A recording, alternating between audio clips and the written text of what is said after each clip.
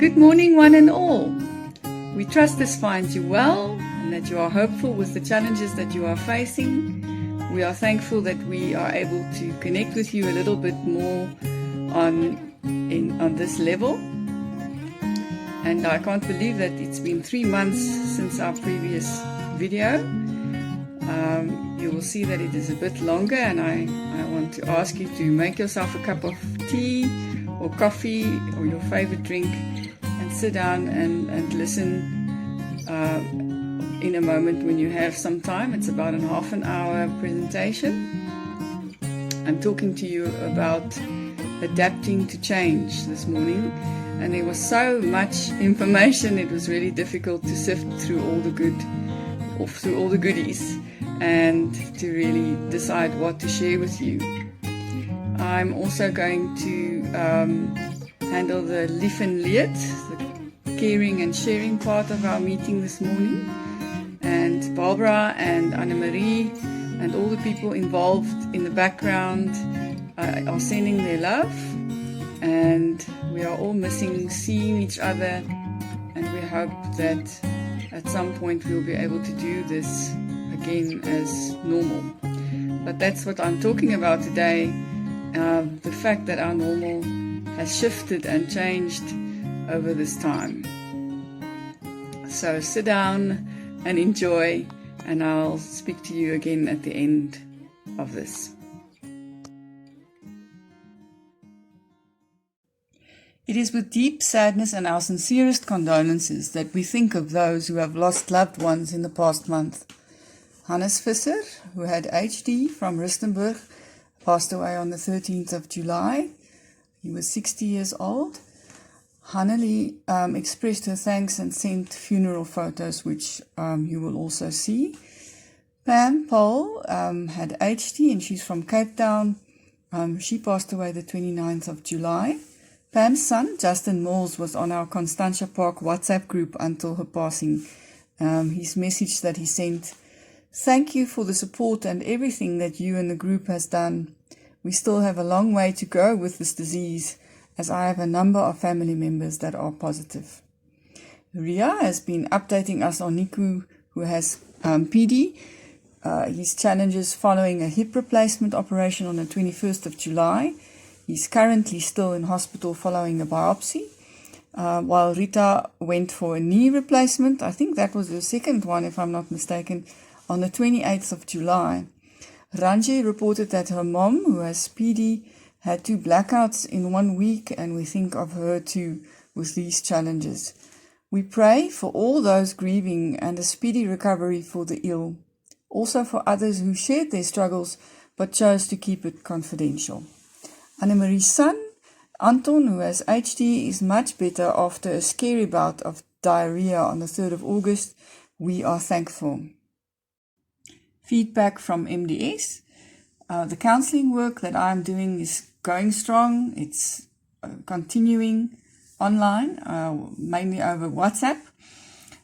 We have also linked with our Cape Town HD support group and some of the clients connected to them in the past month.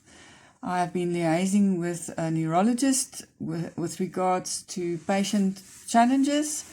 And then on a more organizational level, we are making progress with our MDS website. The Connect page and the education pages are both up. We are thankful for the progress. And then we are also happy to report that we are now affiliate member of Rare Diseases SA, and we look forward to working closely together with them on behalf of our HD patients. We are working more closely with Help in the Hunt, and we've met with their social workers, and both sides know how we can help each other with the work that we do. So we are very thankful and excited about that. We want to thank all the people that are making regular donations to MDS. It really does make a difference in helping us to help others. Thank you so much. How to adapt to change 6 months into the Covid-19 lockdown. When we think about change, we know that it is a constant and necessary reality. Nothing ever stays the same. In a way, we can only be certain of the fact that new uncertainties are usually just around the next corner.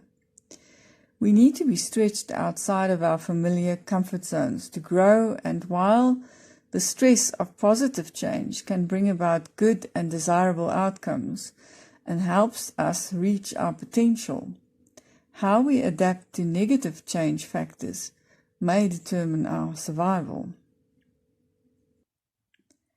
The present reality of August 2020, where we are almost 6 months into the official SA lockdown period of COVID-19, has been and is continuously confronting us with foreign, abnormal stressors, which are in turn demanding change on so many levels. We are all different, our situations differ, and we all respond differently to this reality. Yet, it is important to realize the universal, underlying emotional effect it may have consciously or subconsciously, so that we may identify effective strategies to cope and adapt. What we are facing now in the midst of this pandemic is acute traumatic stress. In other words, COVID-19 is a direct threat to our life or the lives of others we know. This may sound pessimistic, but the reality of it is that we are all either witnessing trauma secondhand, near or far, through media or through supporting others, or directly experiencing trauma by becoming ill, isolated, or experiencing the plight of others close to us. We may also be experiencing a communal sense of grief at the loss of how things were, and anticipatory grief, where we anticipate and grieve the threat of loss of life. We all know in some vague way that normal has changed, and it is uncertain how exactly our world will look like in future. This starts to make even more sense when we look at the psychology of uncertainty. If you're like most people, uncertainty can cause you tremendous anxiety. Why? Your survival brain is constantly updating your world, making judgments about what's safe and what isn't.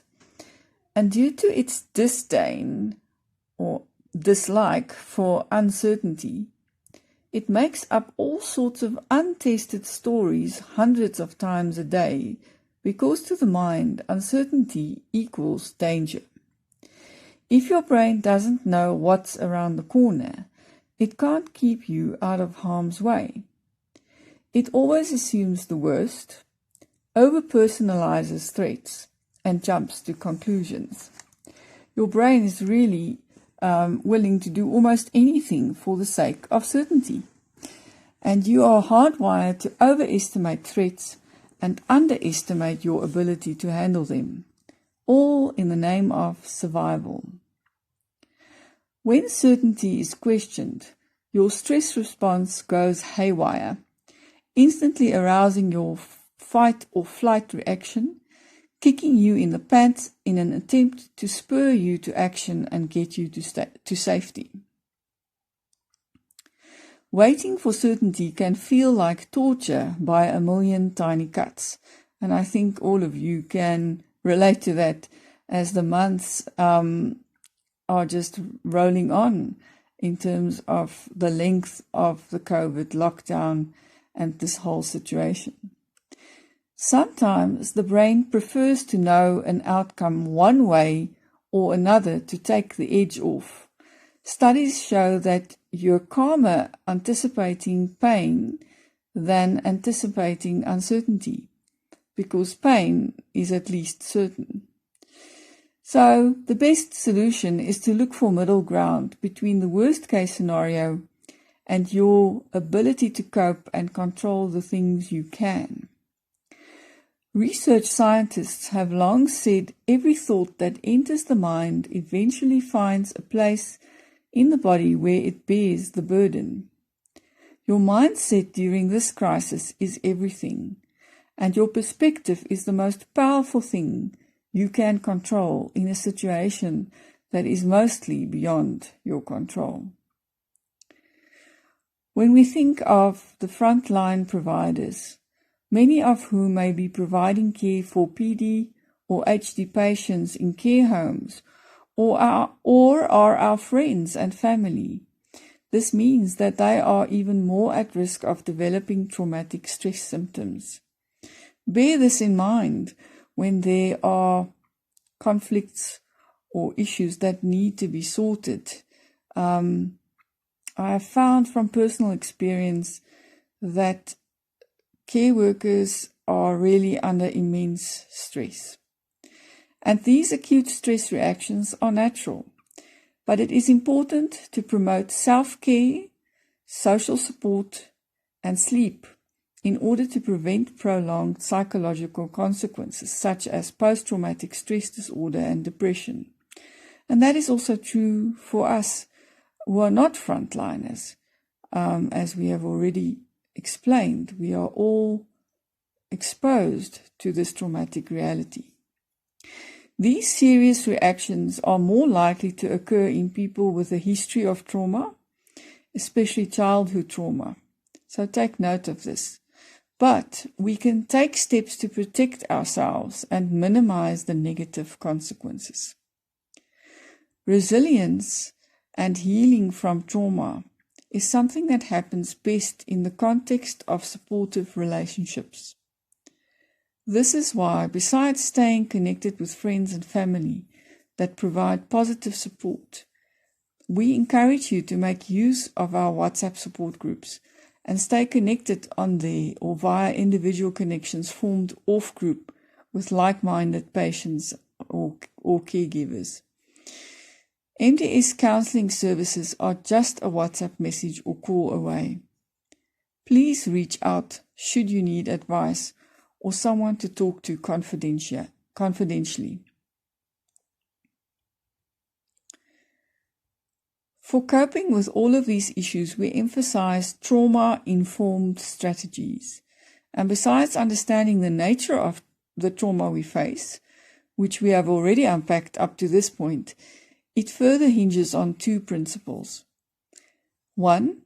Use strategies to reduce stress throughout the day. And 2. Recognize and reduce traumatic reactions in yourself. A popular podcast presenter was asking the same question to different people from different levels of life, age groups, etc., on different social platforms and support groups. And the question was this: what is the one word that best describes how you are feeling right now? What would your answer be? From these interactions with the groups that I mentioned, the following words stood out most: anxious, overwhelmed, worried, uncertain, helpless, worn down, bored, isolated. Also, there were other words that came out: blessed, grateful, hopeful.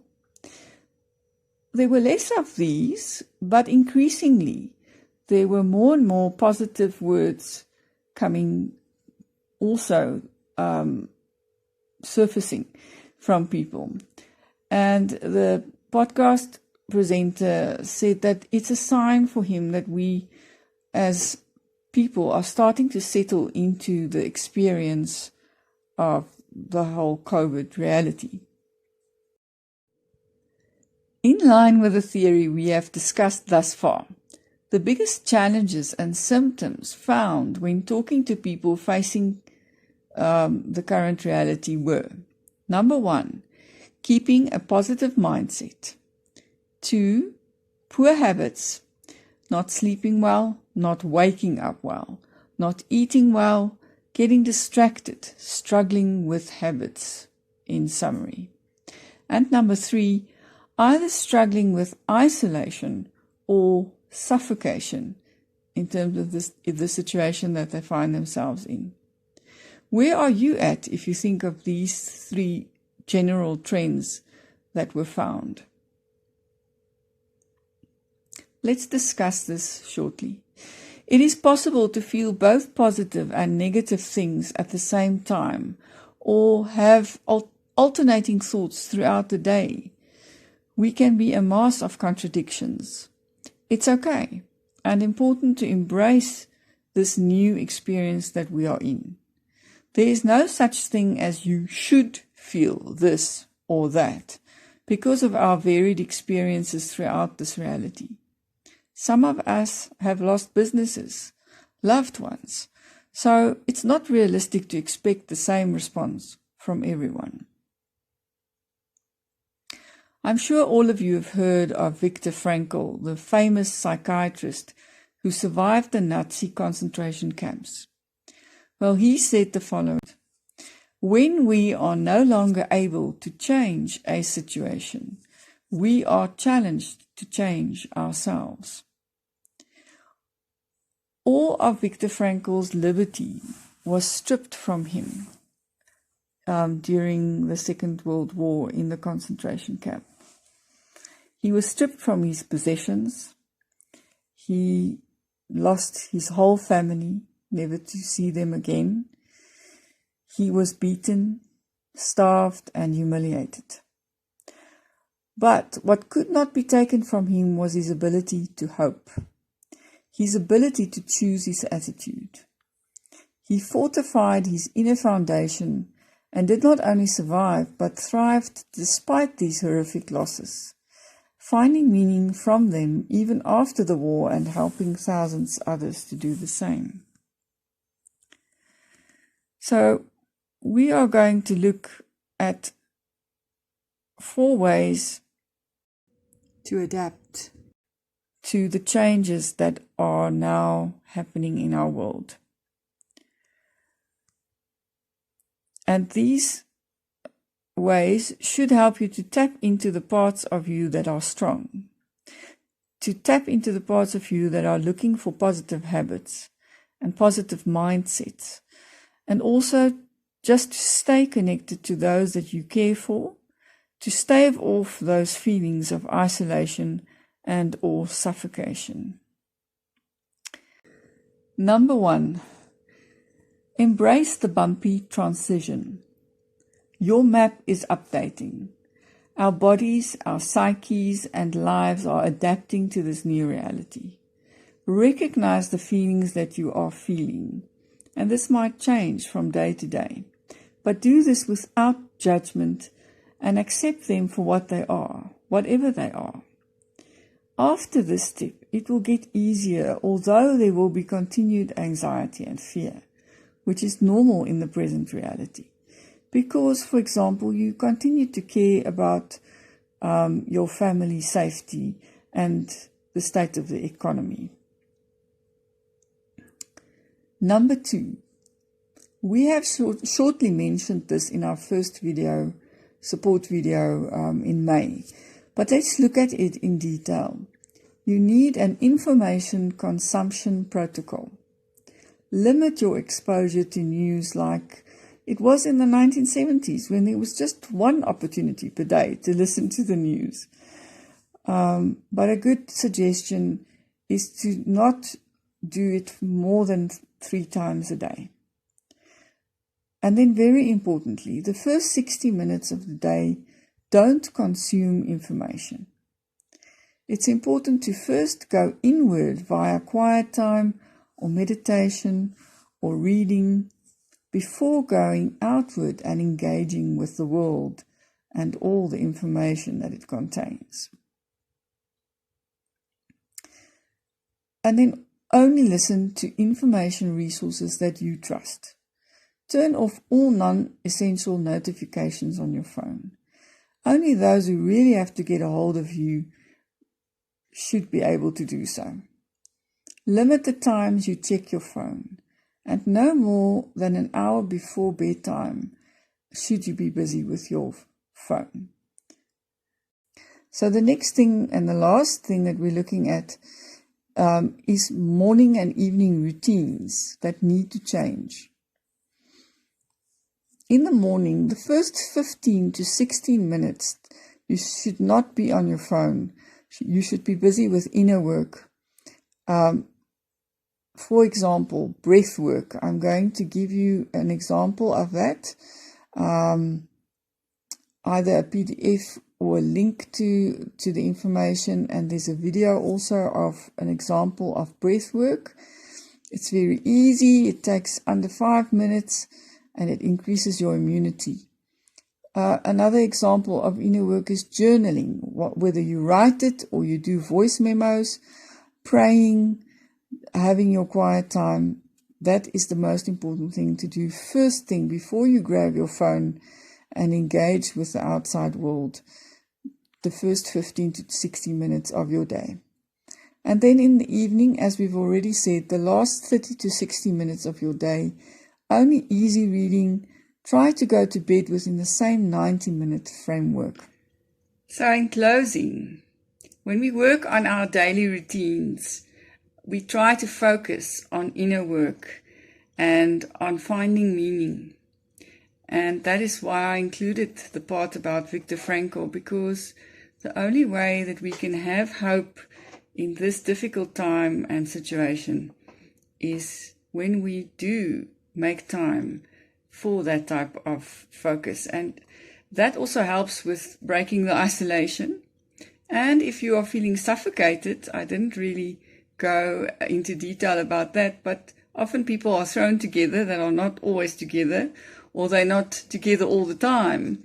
And now all of a sudden we're really into each other's spaces and it becomes challenging. But if you make time in your day early, before anything else, to make time for yourself and have a little bit alone time, or go for a walk somewhere in the day, it really does help also with those feelings of suffocation.